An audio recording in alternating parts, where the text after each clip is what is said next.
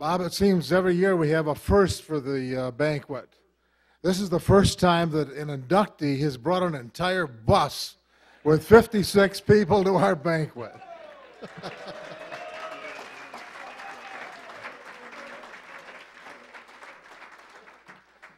Bob, on behalf of the Chautauqua Sports Hall of Fame, I'd like to welcome you to our Hall of Honor. Here's your ring and the plaque. And congratulations.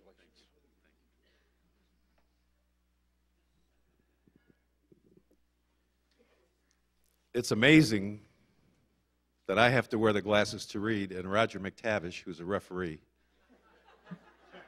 Did you see him with any glasses on? Anybody?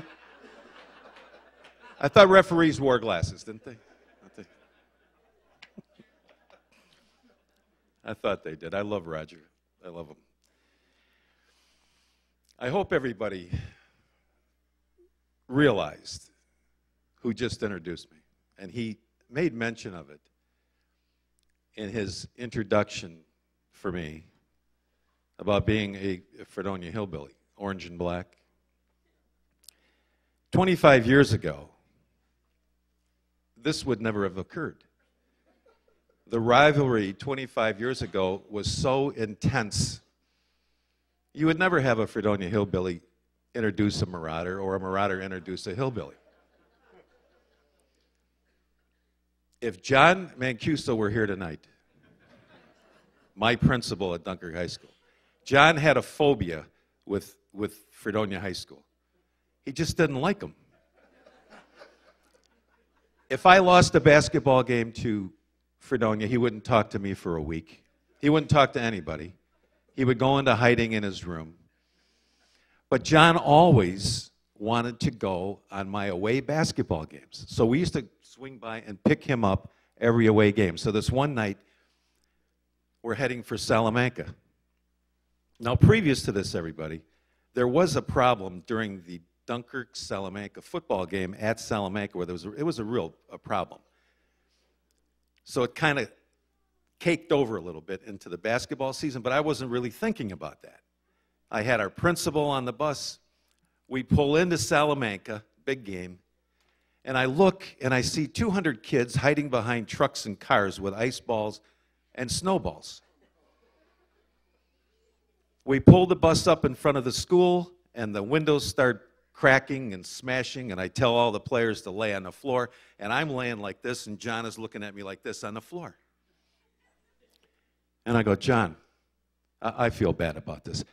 He says, Bobby, don't worry about it. He says, I know what's going on. He said, it's the Fredonia kids.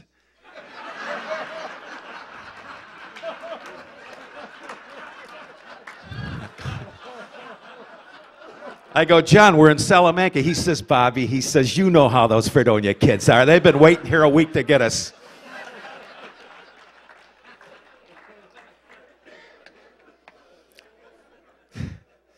Thank you, David. That was a very nice introduction. And he was a kind of a nerd kid on Deer Street, and we let him play with us once in a while, only, you know. I congratulate all the other honorees who I've met. Kathy Farrell at Dunkirk Marauder, wonderful Kathy. They're picking more people from the north, you know. Jim Mee, are you kidding me?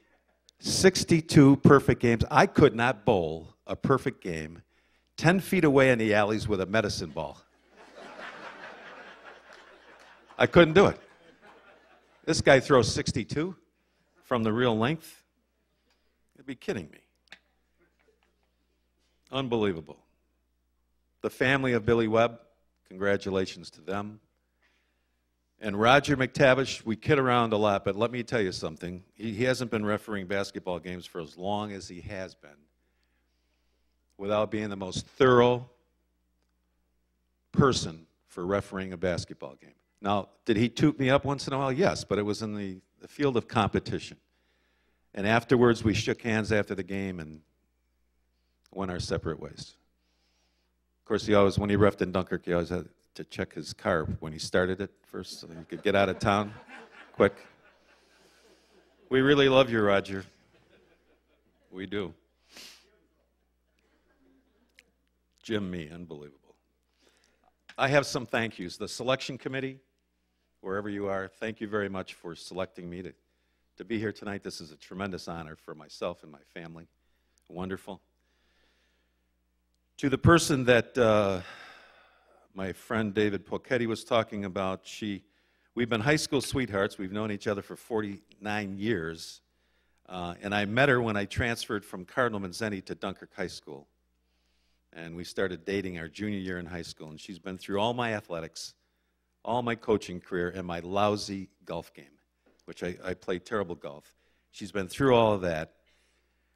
She's been a tremendous wife and a tremendous friend. Nancy, stand up right here. Nancy Wisniewski, stand up.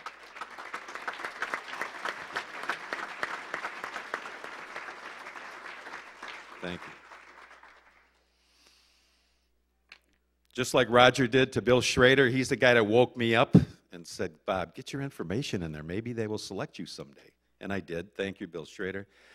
To Coach Bob Moscato, who in 1962, when I was transferring from Manzeni to Dunkirk High School, he actually pointed me in the right direction and took me under his wing and helped me tremendously as a young kid get my stuff together. So I thank you, Bob Moscato, for that. And he, by the way, Bob is a Hall of Famer himself. To all my teammates, coaches at both Dunkirk and Buffalo State, I thank you. And a special thank you to one of the biggest inspirations in my life, and that was Coach Stu Miller, my basketball and baseball coach at Dunkirk High School. He was the greatest inspiration in my life outside of my dad. He was a tremendous competitor. For those of you who remember Stu, he was like Mr. Dunkirk High School. He wanted nothing but the best for Dunkirk High School, and he was that kind of guy, that kind of coach. So to Stu, I thank you very much. This next one, a lot of you are going to think that I'm not right. But I'm going to thank, you got to understand this, because when I came up to play from Dunkirk up to Jamestown, Lakewood, Southwestern, and Faulkner, these guys were tremendous to me. Now, I know I might have played good, but I'm going to tell you about a special person, Scrubby Olson, who was a sports writer for the Jamestown Post-Journal. Unbelievable accounts of my games and my Dunkirk High School's games. Scrubby Olson, Frank Hyde, Chuck Corbar, Keith Sheldon, Bill Hammond, and Jerry Riley were all sports writers. Sometimes we forget about those guys, but sometimes they can even make a career for you and make you sound like you're really good sometimes, you know. And a special thank you to the Rod and Gun Club for hosting this event. Ladies and gentlemen, because I'm so proud of them and I love them so much, they came all the way from Philadelphia tonight. If you look over to this table, it looks like a daycare center over there in the middle. My wonderful and loving family over there. Don't applause till they're all standing. Okay, I'm going to go real fast. My oldest daughter, Kristen, from Philadelphia. Her husband, Brian Sykes, and their 3 children, Kendra, Sean, and Luke. My other daughter from Philadelphia, Kathy, if she's there. Is she there? Or is she walking? Where is she? Okay, she's with Alyssa out there. And Chuck Sardo, and Sammy Sardo, Alyssa Sardo, and Michael Sardo. My son, Rob Wisniewski, is here with his girlfriend, Jennifer Bach. And my little young sister is here with her husband, Annie, and Tom Masser. Ladies and gentlemen, from Philadelphia.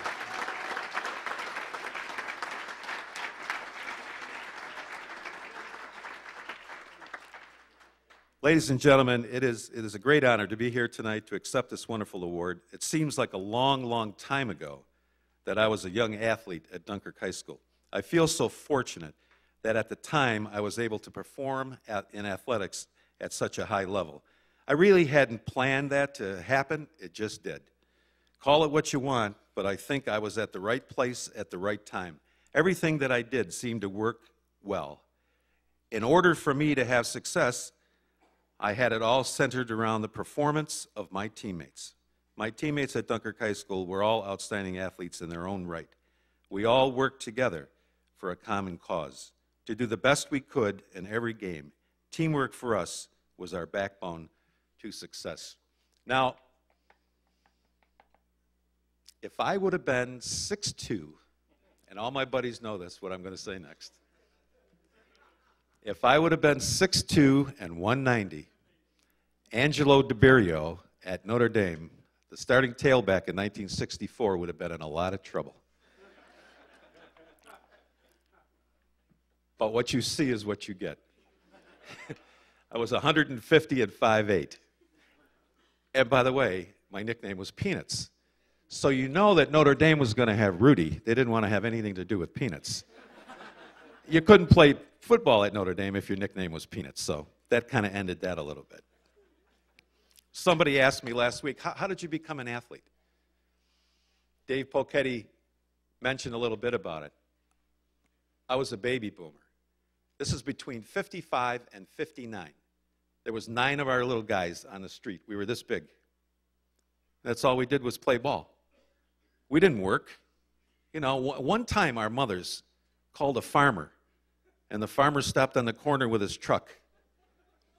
And our mothers had our little bologna sandwiches and peanut butter sandwiches and put us on the truck and said, "You're going to go pick berries."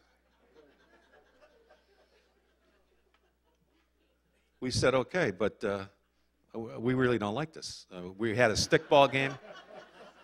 We had a stickball game, we had a broomball game, and we had a wiffle ball game planned for that day. So what we did was, to fix the situation, we all ate our lunch before we got to the farm. Then we ate the farmer's berries for lunch, and he got mad and fired us on the way home. Back to the broomball game and the stickball game. We had a lot of time because we didn't have computers, we didn't have cell phones, we didn't have email, Facebook, Twitter, iPod, your pod, and my pod. I didn't have it. We didn't have it. We had a lot of time. We had a lot of broomsticks, a lot of mop handles, and for the guys that play hockey, we played broom ball. We had a broom, and we had a tennis ball, and the goalie had a garbage can top, okay?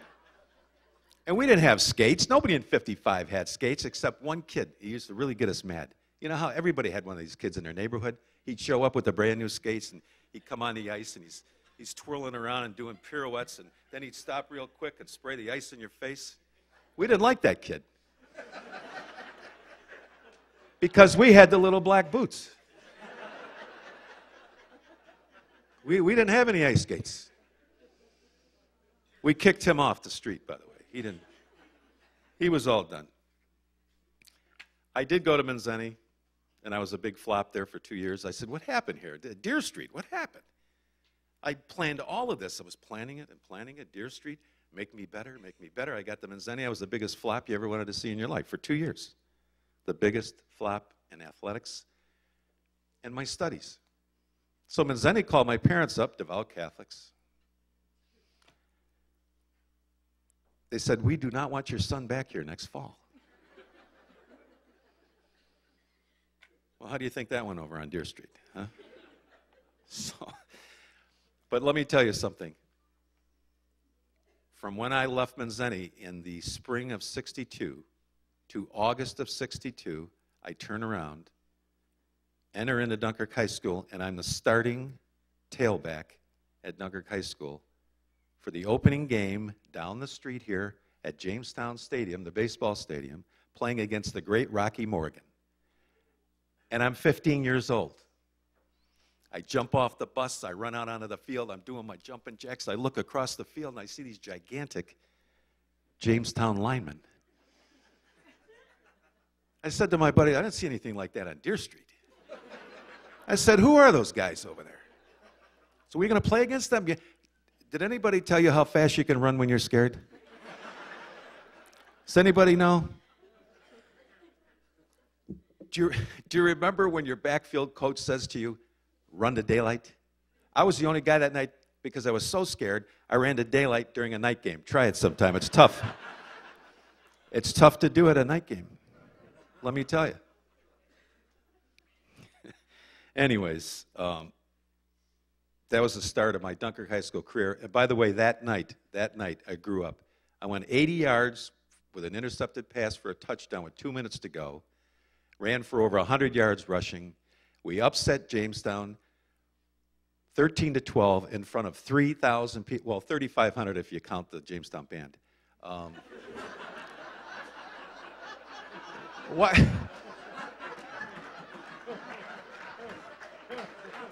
What is it with this? 500 people in a band. That's more than was at Dunkirk High School at that time. Unbelievable. I went to Buff State, had a great career there during the late 60s. Buff State was perfect for me, and guess what? I ended up getting a teaching degree with all the sports and all these athletics and all these things. I'm a teacher. 35 years, I wouldn't trade it for the world. It was the greatest thing that ever happened to me, was becoming a teacher. Let me just tell you that. I had to share that with you. Okay? My coaching career at Dunkirk High School, I had fantastic kids. If you ask me, how do you win 6 championships? I had great kids. And I also had a lot of help, which I am not, I'm not afraid to tell you about. There are 2 coaches sitting in this room tonight that I'm going to ask to stand up, because they were the ones that helped put me on the map as a coach. Because when I came to Dunkirk, I came back to my alma mater. I had never coached a game in my life. These 2 guys helped me, and then they became part of my staff to help me win some championships. This guy won his own championships. He won his own sectionals. He's one of the greatest coaches, as far as I'm concerned, in Western New York. He knows nothing but basketball. And my dear friend for many, many years, Coach Mike Tremuta. Stand up, Michael. Where are you? Michael.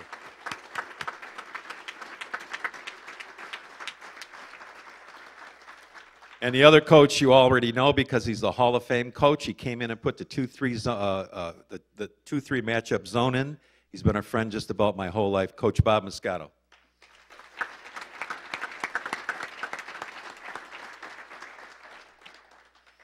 I'm almost done.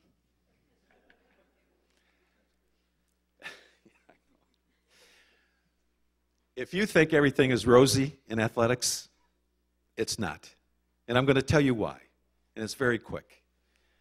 Did you ever play tennis or play golf or play basketball or bowl or do anything in your life that you had to go to this place and you hated playing there? You could never win there? My place was the Buffalo Memorial Auditorium. And I'm going to tell you why. Senior in high school, we went into Buffalo's old Memorial Auditorium. We lost it to Trot Vocational in the sectional final. I'm the head coach at Dunkirk. I take 5 teams into the finals of the sectionals and lose all 5. Just a wonderful place. And then the real debacle came when Coach Howie McAdams said, Bobby, you're the quickest kid on the team. You're going to guard Calvin Murphy tonight.